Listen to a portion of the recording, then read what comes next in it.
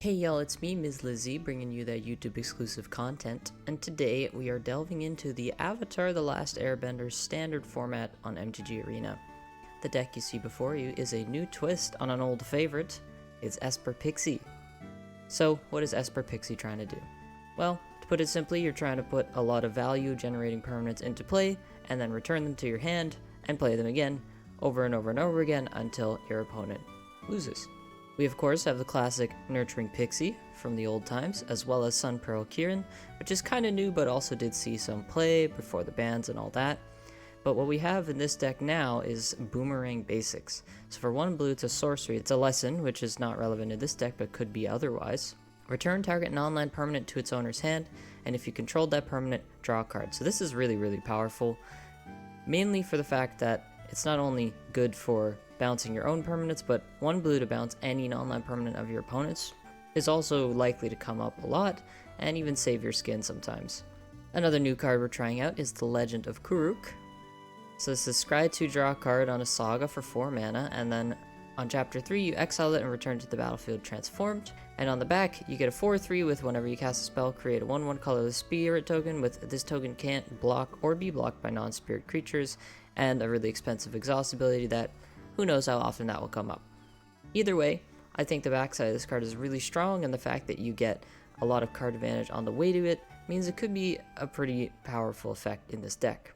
Aside from that, we have most of the standard bounce targets, nowhere to run to kill stuff, momentum breaker to kill stuff or make your opponent discard, a couple tiny bones joins up for the same thing, and then for Stormchaser's talent, this is really the backbone of the deck. This is how you can create a threatening board state early on and take over the game really quickly.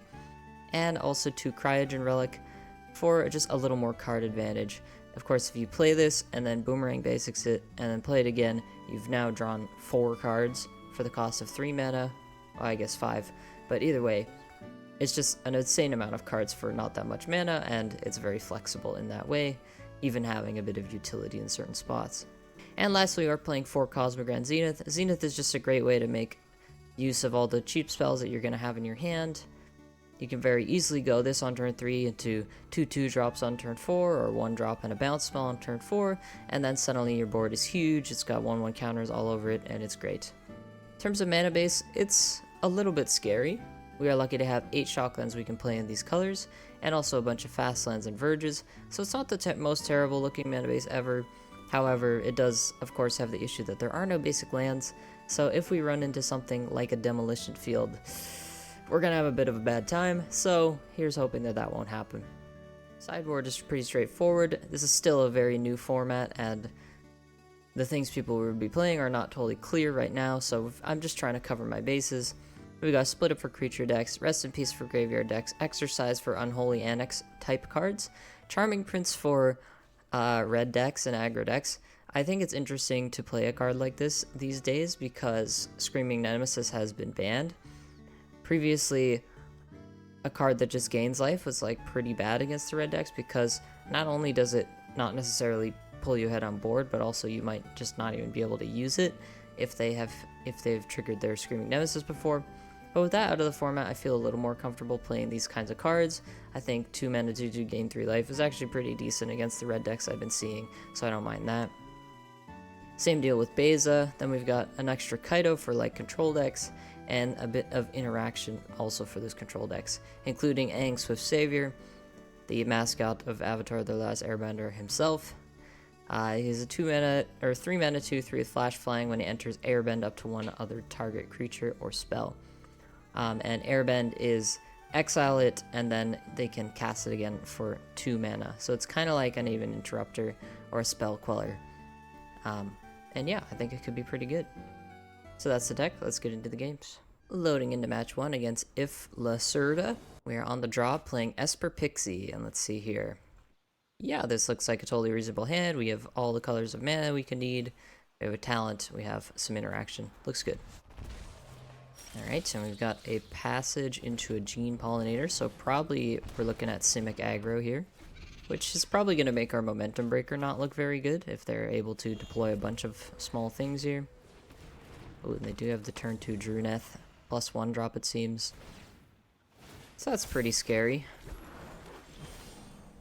Cosmic Grand Zenith, okay. I think I do just want to run out the Momentum Breaker. I mean, taking off one of these creatures is still decent, and it's the most mana efficient thing I can do, so I think it's fine. And I don't think this Otter is going to be a very good blocker, so we'll just attack. And hopefully they don't have anything too crazy here. Although, even just a 2-drop would be pretty devastating. They do have an Ouroboros, so yeah, I think this game's pretty well over. Yeah, I don't have an answer for that at the moment. It's just gonna take over. Let's save ourselves some time and energy. Alright, sideboarding against green-blue. Well, this looks like a good time for split up for sure. And I'd say base is pretty good as well. I'm not huge on Momentum Breaker. Seems reasonable to cut a couple of those. I also think we probably won't really have time for Cryogen Relic. They're, of course, going to be really fast. I could also see maybe going down on Legend to play like something like another Kaito. Kaito can take over really quickly, and that's pretty valuable. And the Legend of Kuruk is again pretty slow. Sure, I don't mind that. Let's try that. Okay, on the play for game 2. And we are missing a color of mana, but we have like Tiny Bones into Pixie. We have a split up, so yeah, this looks okay. Mana is a little bit painful, but we'll manage. Okay, we've drawn another land, which is decent. I think I want to get them, like, kill this Llanowar Elf and set up my Momentum Breaker for a future turn. We can start bouncing it and stuff, so yeah, this looks good to me. Okay, we've drawn a double blue spell here. That's not ideal, of course, but oh well. Let's just do our Esper Pixie thing. So they have a Floodpits Drowner on combat, so now I have to think here. This could be a decent moment to just use Split Up. I think it is, yeah, I think that is what I want to do. So we'll destroy all untapped creatures here. The reason it's good to do that there is because of the Gene Pollinator. They have access to basically decide if they want their creatures to be tapped or untapped. So it's very possible that the split up gets really bad from that point. So I think using it to just claim my 2-for-1 is decent. Quantum Riddler, of course, a really nice one for them there. Alright, we've drawn another Pixie. That's alright. Yeah, I think it's fine to just bounce the Momentum Breaker again. Recast. This way, if we do find a blue mana, we can Boomerang Basics it and kill the Quantum Riddler. Let's see if opponent is just going to run out the Riddler. They go for Tyvar. Interesting. Oh, okay, well. We've drawn another Pixie, which is, that's another way to do it. I was hoping we'd find blue mana, but, this gets the job done as well. Maybe we'll find blue mana in the future. Interesting they go for Ouroboros there, considering I am, attacking them for 6 in the air, and the Riddler could have done something about that. I think, yeah, so deck doesn't want to give me blue mana, but it does want to give me answers and stuff, so I think it is the right call to use Split Up on their Ouroboros so that Momentum Breaker can, again, kill the Riddler if we ever find blue mana. Let's see here. Oh, right on time. Okay, so we found our Gloom Lake Verge. We can bounce the Momentum Breaker, draw a card, and then make them sack the Riddler and attack for 6. Perfect. Better late than never, of course. So the only thing I'm wondering now is if it's decent to play an Exercise. I didn't know about the Riddler before. I do kind of worry that Exercise would be too narrow against this stuff. Like, it could be decent against Ouroboros and Riddler, but that might be it. That said, the Legend of Kuruk is, like, probably not really where I want to be. Yeah, so you know what? I'm actually just going to bring in another Momentum Breaker, and we'll play it like that. Momentum Breaker was better in that game than I sort of expected. I think, like, on the draw, it's, of course, going to be worse. It doesn't line up quite as well, but it's still important to have, I think. And is 6 lands and a Split Up. Don't think I'm going to keep that. It's honestly tempting. Split Up has the potential to be really good, but it seems too risky. Oh boy, this hand is not very exciting either. Do I go to 5 here? I just think if we don't do anything till turn 3, we're just going to be in a lot of trouble. Yeah, I think I'll go to 5. Oh boy, this is also really not a very good hand. But yeah, I don't see what choice I have. I think I will actually just going to put back 2 lands. We really need to find a white source to have a chance, so I'm just going to, you know, bet on us finding it. And then, you know, we have Pixie, we have the Kaido, maybe we can do something. But this was not an ideal mulligan phase, I'll tell you what. Alright, thankfully they didn't have a turn 1 play. That is certainly very good for us. They do have a Druneth though. Okay, that makes sense. And we just are drawing blue and black lands. Not good. So they're gonna probably go pretty crazy with Druneth here. Yeah, 3 Paw Patch recruits. That's pretty scary. 4 Paw Patch recruits even. Okay, so we have drawn a white source. That's good. And we'll just pass here. And they have an Ouroboride. Alright. Well, yeah, I don't know exactly what we're going to be able to do about this. We are pretty far off from casting Split Up, and also opponent is cleverly playing around it anyway. So I'm not sure. This is going to be really hard, if it's even possible. We drew a Beza. Doesn't really help me. Yeah, okay. They got this one. That seems like kind of a tough matchup. Paw Patch Recruit is really good. Them just going wide is pretty good against us. And I mean, also our mana was just not on our side that match, so oh well. Loading into match 2 against Dockenstein. We are on the play with Esper Pixie, 0-1 so far. Hand has 1 land in it, gonna have to mulligan. And yeah, I think this could do. Pretty good mana, probably just gonna keep the starting town, although yeah, okay, so I'm probably gonna put back Concealed Courtyard here. I think it's like, it's pretty, you know, not optimal life total wise, because all these lands are gonna hurt us, but in terms of just having the right amount of each source, I think it's worth the sacrifice. So let's start on our discard spell. Let's see if their discard tells us anything. Mountain, okay. I deduce that they have red mana in their deck. And I think we'll go with the Kieran this turn. It's the most mana efficient option, and it also gets a threat into play, which I think is good. They have a Voice of Victory, interesting. Alright, well, better cast my Kieran now. Tiny Bones joins up again. And then Boomerang Basics. And Tiny Bones joins up for a 3rd time. And we draw on a Cosmic Grand Zenith. That's one of the better things I could imagine drawing here. Next turn, we're just gonna be able to unload. This opponent has a Torch the Tower, so I'm thinking they're more like a red-white control deck, maybe with like Caretaker's Talent. Ooh, Firebender Ascension. Alright, let's have a read. Liz enters, make a 2/2 with Firebending 1. When a creature you control attacks, causes it to put a quest counter, and then, okay, I see. So every time an attack trigger happens, it gets a counter, and then if it has 4 more counters, those triggers get doubled. So that's pretty cool with, you know, they got the Firebending token, and then the Voice of Victory. I see what they're going for with that. It's pretty neat. But we do have a Cosmic Grand Zenith going now, so pretty happy about that. And luckily we have drawn another spell or 2 to be able to trigger it further, which is really good. And they have Arabella, so yeah, they're just going all in on this Firebender Ascension synergy. Oh, we've drawn another Cosmic Grand Zenith. I quite like that. Yeah, I think definitely we will cast that, and then, I mean, yeah, that's going to be too much for them to handle. We were going to get their last card, we were going to make like a huge board of things, so that's pretty cool. Once again, I think Split Up and Beza look good. It seems like they're trying to go wide with smaller creatures, so that makes sense. We will probably shave on the Legend. I think Kaito's probably too vulnerable in this matchup. He's just gonna get attacked by like a bunch of little dorks, and yeah, then he'll just die, so I think that's reasonable. I think I am comfortable going without the Bitter Triumph here. I think Nowhere to Run and Momentum Breaker are really solid. I want to make sure I have a good card advantage base, so yes, I think this makes... Could definitely think about Exercise. The only thing I don't really like about it is that it seems like it's only ever going to trade mana neutral. I really like Exercise when it trades up, but everything they're playing is pretty cheap, and our other things kind of answer them more efficiently while being, you know, synergistic.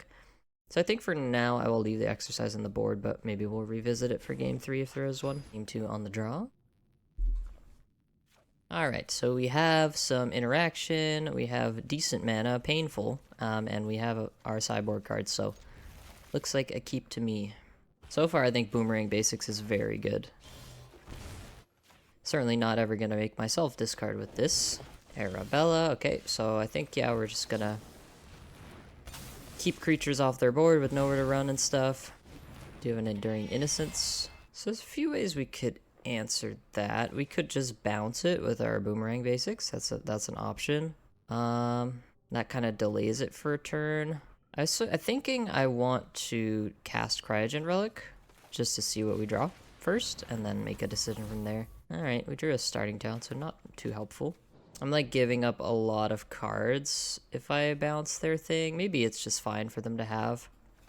Because I could just bounce my Cryogen Relic here and draw like 3 cards. Which sounds pretty good. Yeah, I'm in for that. Because the most they can really do is make a board full of creatures, and I have the split up and the Beza for that, so... Interesting they're playing FOMO, but I guess that makes sense. Alright, how do we want to handle this? I think we'll just go Sun Pearl Kieran and kill the FOMO. Sanguine Evangelist, that's interesting. Okay. Yeah, no, I don't think I want to block. Stadium Headliner. Draw another Boomerang Basics. I think I like bouncing the Tiny Bones to get their last card. So they've played a Restless Bivouac. Need to be wary of that. But also we could play Beza here.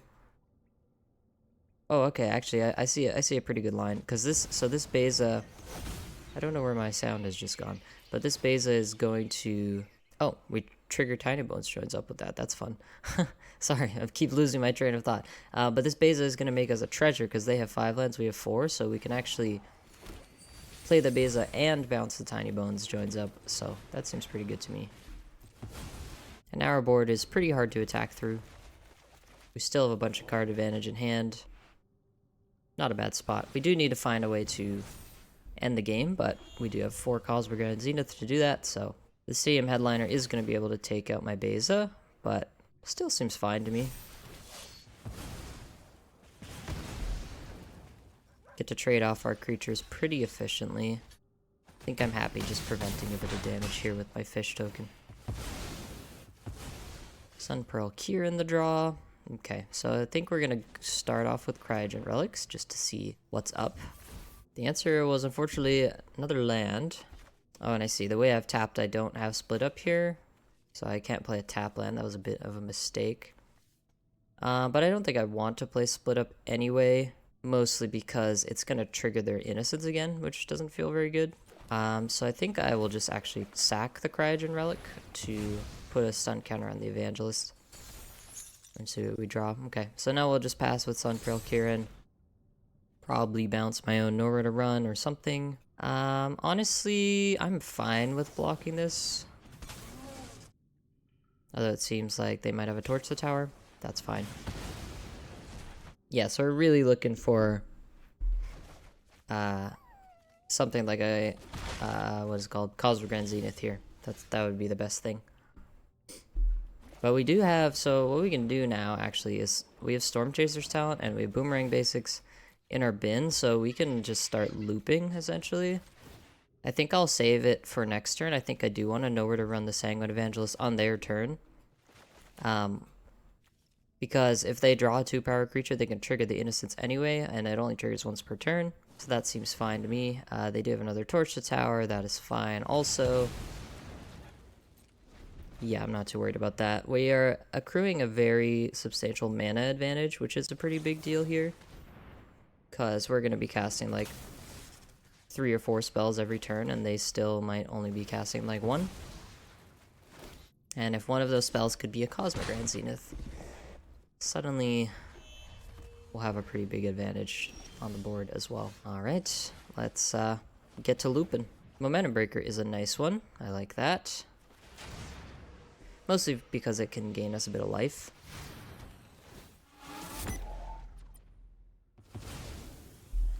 And then I will take 2 more damage here to activate my Storm Chaser's talent this turn. Opponent has yet another Torch to Tower, so they're just drawing all their Torch to Towers, which is fun. Found a stadium headliner, all good. Another Tiny Bones joins up. Yeah, sure, let's get rid of their last card. And then it actually makes quite a lot of sense to me to level 3 the Storm Chaser's talent.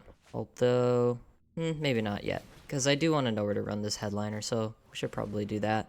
I don't want it triggering their innocence for them, and it also threatens to take out the next creature I play, so I don't like that either. Yeah, this makes sense to me, and we'll finally play the starting town from our hand.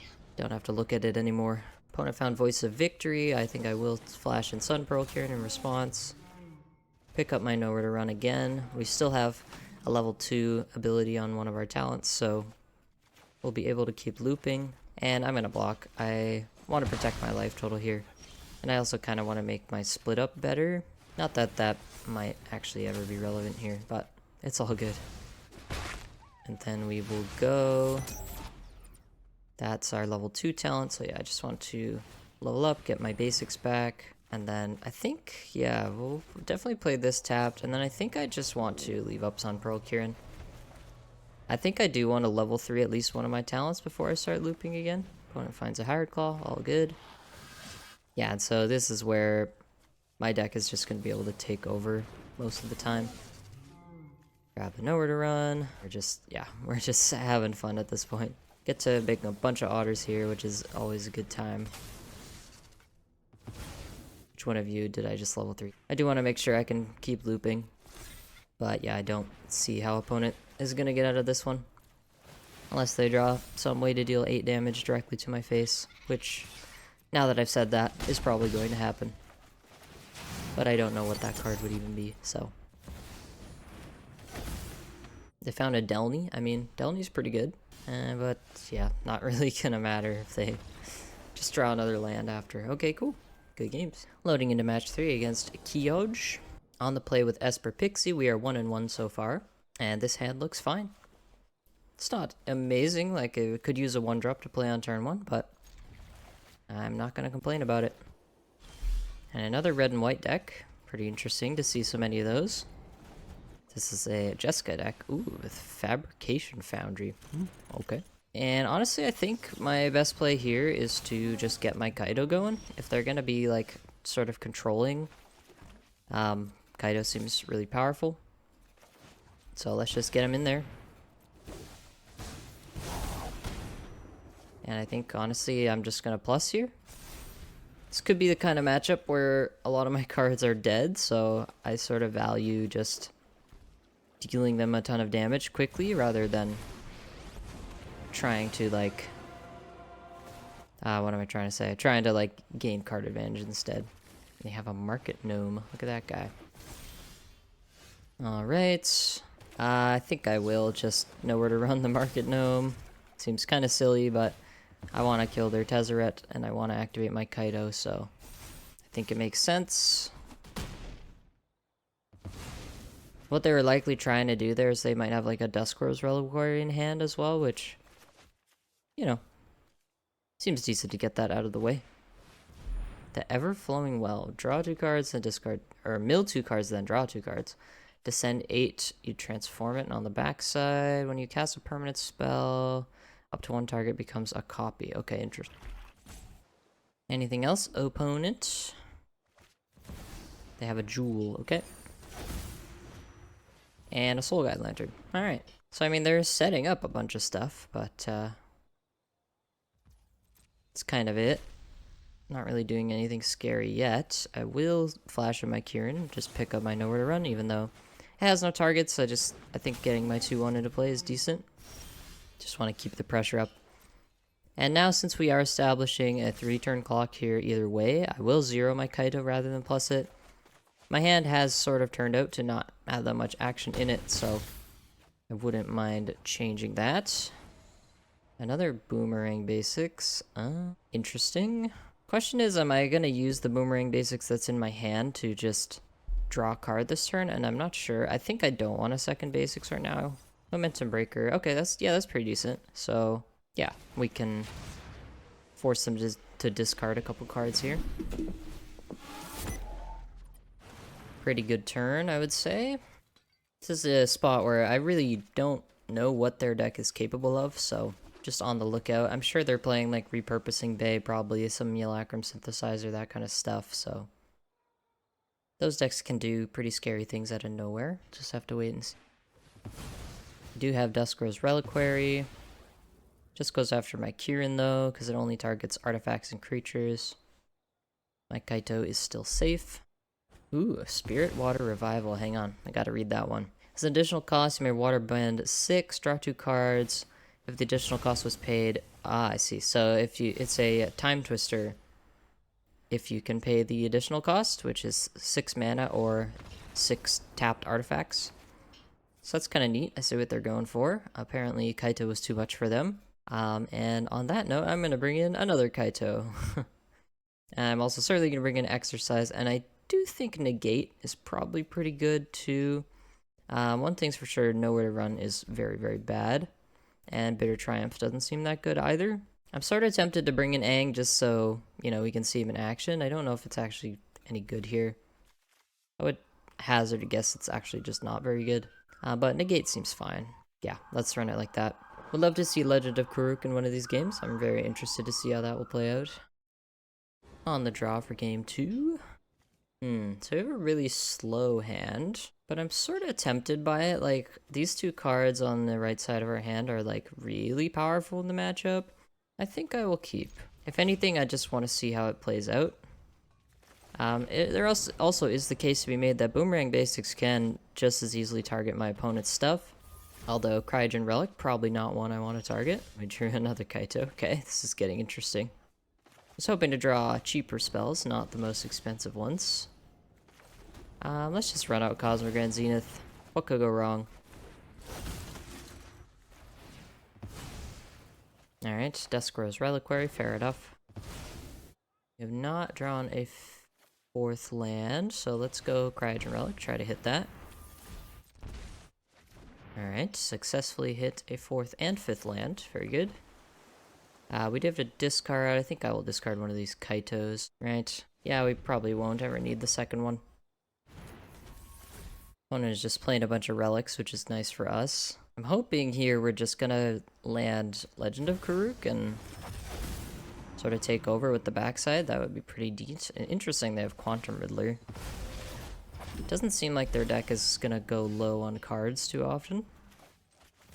But yeah, let's run this out. Let's see how it goes. I will take a Cosmic Grand Zenith. Now that we have some mana to play with, that one seems pretty good. And now we just want to hit lands, really. We just want to be able to cast many spells in one turn. Pretty happy to see them just running out Riddler here, because, I mean, we have a very simple answer to it, so that seems good. Yeah, let's see if we can find a land. Another Zenith, Boomerang Basics. I think I bottomed these, and yeah, we just really want to find land, so let's look for that. Another Legend, okay. Well, either way.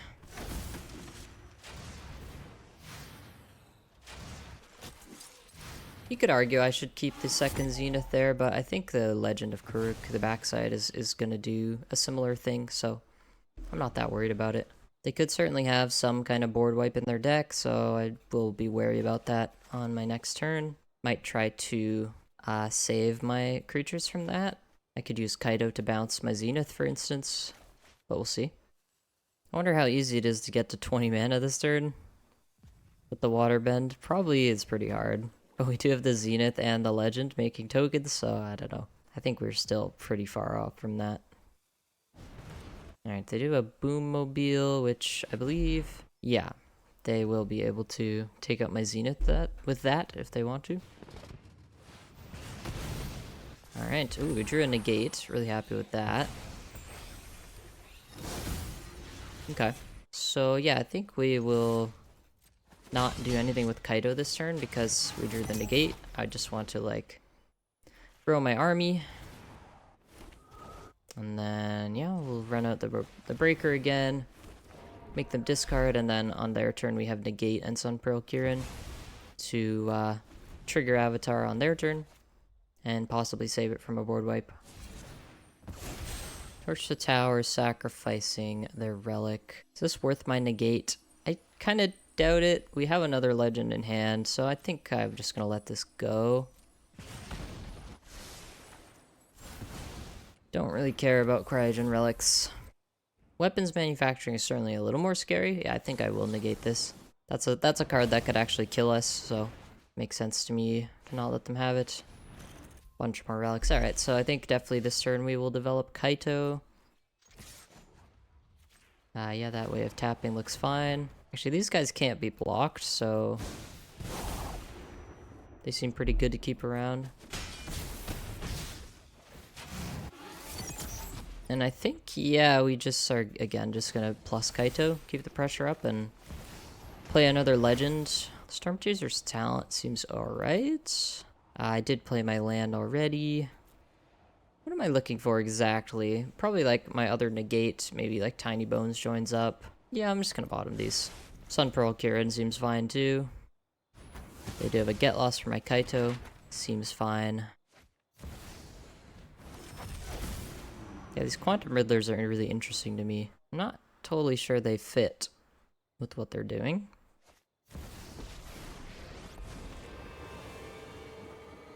Just to be clear, Market Gnome is not a spirit, so it won't be able to block my spirits. They have essentially Spirit Shadow. More Market Gnomes that cannot block my spirits. Alright, nurturing Pixie. Yeah, not really. These aren't really what I'm after. These Momentum Breakers are pretty bad now that they have Market Gnomes. We just want to find like Cosmogrand Zenith. Oh my gosh. Cosmogrand Zenith. Stuff like that. Let's use our map tokens here. Alright. Okay, lots of lands. All good there.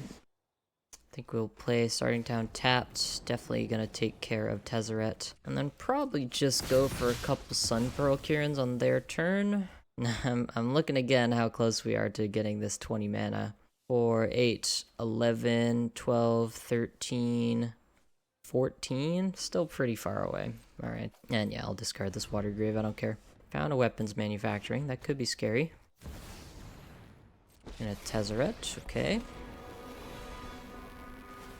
They're going for the jewel, so okay, I think they're probably intending to craft with that.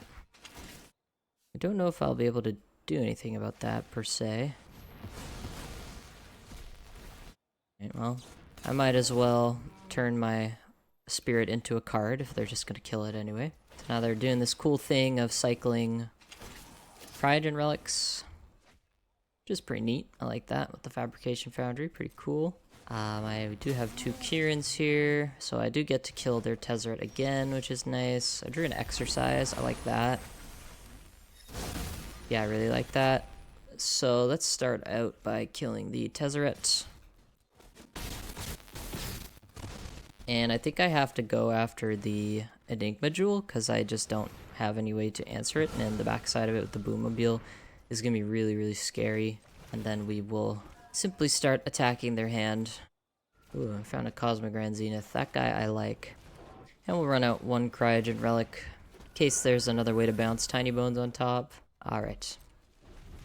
Still not gonna run out my Momentum Breakers. It seems a bit silly to just make them sack Market Gnomes. But yeah, we're probably looking pretty good. We should be able to take that extra turn here. Oh, okay. Never mind. They're going after my avatar. But we might be able to just put counters on our spirits and kill them that way, depending on what they can find.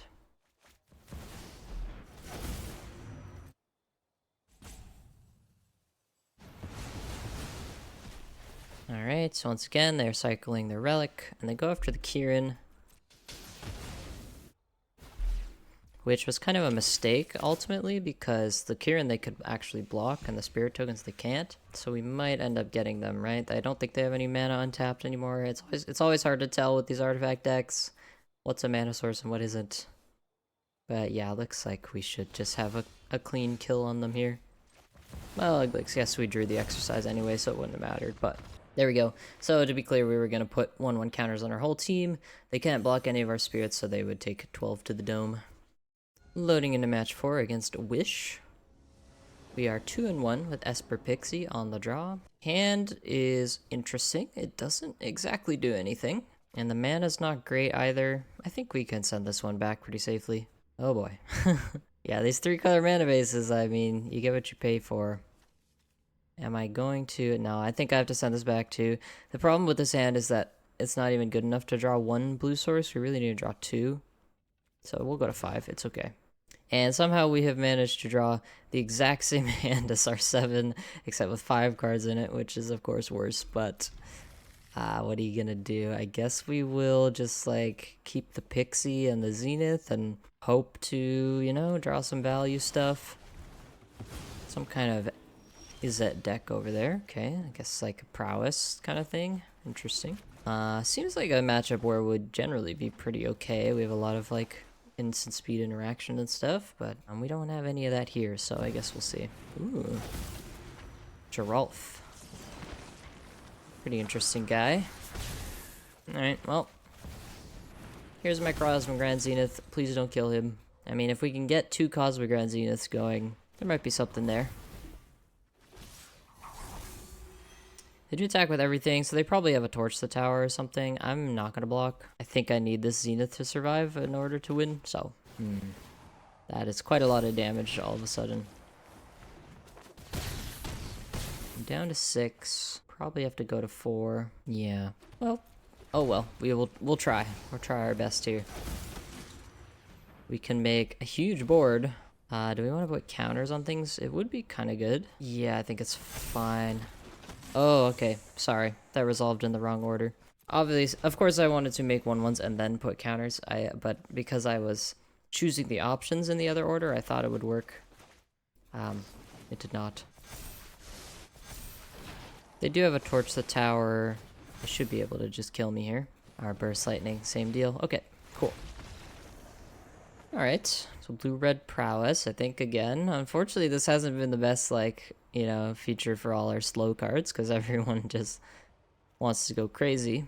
But I like Beza. I think I like Split Up. And, yeah, 1 Charming Prince seems like it could be fine. Let's do it.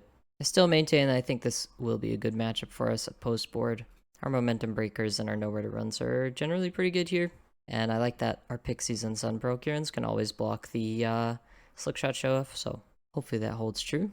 On the play for game 2, let's see if we can find an acceptable hand.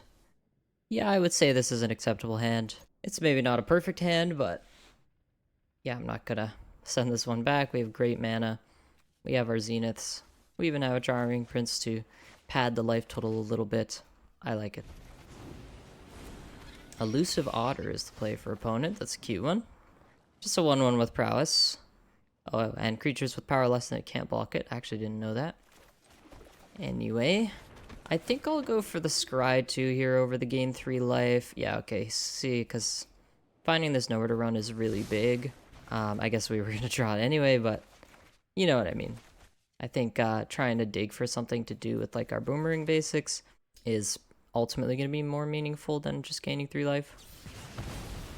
Torch the Tower, that's fine. Oh, and are they missing a land drop? Okay, they missed their second land drop. Certainly feel pretty good about that. I think the best option here is to leave up the Nowhere to Run, and then next turn go Zenith Boomerang basics to guarantee a Zenith trigger. Gonna let the Otter hit me. If they played like a Planisphere or something, I'd rather kill that. Okay. Well, in that case, we will just kill the Otter. Still fine to take 1 damage speculatively there, I think. And yeah, here we go. Cosmic Grand Zenith. Here we go. Boomerang basics. Looking good, I would say. We could take a big hit here from the show-off, but I ultimately don't think that matters that much. We should be able to keep our life total high enough. Yeah, so it looks like maybe we're going to take 5 here, which is absolutely fine. We're at 12. Yeah, we can just go crazy here. So second Zenith.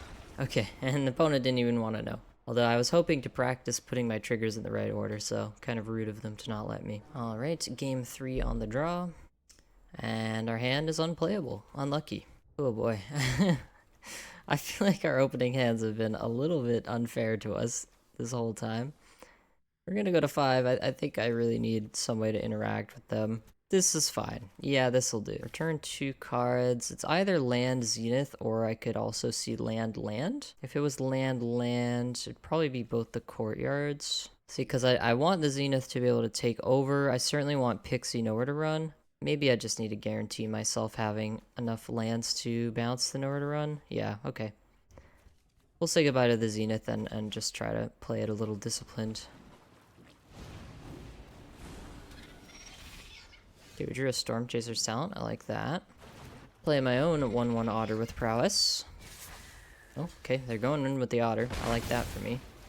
There might be some card that's going to punish me for not nowhere to running on my turn, but I kind of doubt it. Okay.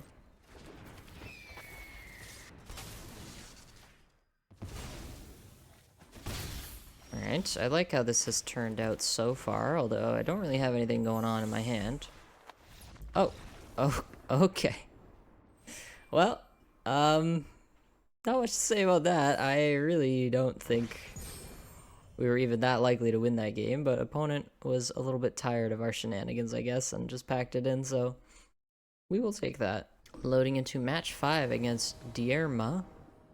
Dierma, not sure how to pronounce that exactly. We are on the play with Esper Pixie, 3-1 so far. And yeah, this hand looks okay to me.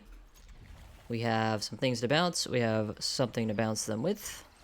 We have a little bit of pressure. Mana's not perfect, but that's just kind of how it goes with this deck. Alright, I do like the Nurturing Pixie draw there.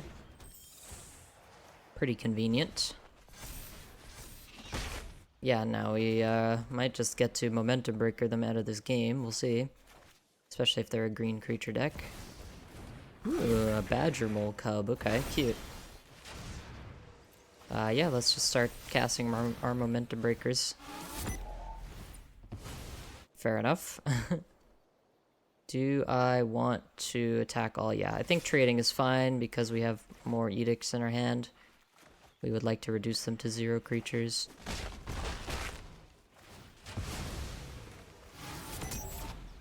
Okay, so they did get to play 2 things there. I think I'm good to just play the basics and bounce the Momentum Breaker. Yeah, I think that's fine. Cosmic Grand Zenith, not a bad pickup. And then again, because we have Momentum Breakers in our hand, I think trading off my creatures is really fine. I like them playing a Ouroboros there. Works out pretty well for me. And opponent's tired of it. Alright. Fair enough. Alright, so it looks like just like mono green stuff. Badger Mole Cub is pretty cool. Include there. They could have some big, like, I don't know, Hydras or something that they're trying to do. Split up seems great. Beza is probably fine, but also maybe not. We will cut the legend. I feel sad. This card's really, really cool, but it just, you know, hasn't been too relevant so far, unfortunately. Although that said, if I don't want Beza, maybe I'm fine keeping it in over Cryogen Relic. That could be the case. I think Exercise is going to be too narrow. I think, yeah, actually I do think Beza's fine. Mostly because there's other cards I don't really want, like Kaito. I'm not really excited about. So we can keep one Legend of Karuk just to, you know, say that we tried it. And this hand looks okay. Unfortunately, we don't have a way to play Storm Chaser's Talent on turn 1, but we have other things to do, so I think it's alright. Certainly not gonna target myself with the tiny bones. Opponent has a Badger Mole Cub. Very cool. I think I like the idea of just attacking their hand more. They're down to 1 card, or 2 cards in hand after this, so it seems like an easy way to gain an advantage. Ooh. Wildborn Preserver, haven't seen this guy in a long time. We have a Frenzied Baloth, that's interesting, and another Frenzied Baloth. What do I think here? I think I trade for Paw Patch Recruit. That seems like the biggest headache on their board. If we draw a land, didn't draw a land, so sad. I mean, yeah, it's gonna be really painful, but I don't know what we can do about that exactly. Just gonna have to cast Nowhere to Run on one of these, go to 2. Honestly, I don't know how our life total got this low. But here we are. Oh, and they top decked Ouroboros. That seems like a problem. Yeah, we are dead. Yeah. Okay. Fair enough. Fair enough. Okay, run it back. On the play for game 3, let's see if we can snatch this 4-1. Yeah, I think this hand is reasonable. The mana, again, not great, but we can at least do some stuff in the early games. Opponent mulligans, I like that. Just to be clear, this Gloomlake Verge does not make black mana at the moment, so couldn't use it to cast this. Opponent discards a Scrap Shooter. I like that card. Lenore Elf is the play. I don't want to let that survive. I think we will go with the Momentum Breaker. Doesn't really matter which one we use. We can pick either of them up with Sunpearl Kirin.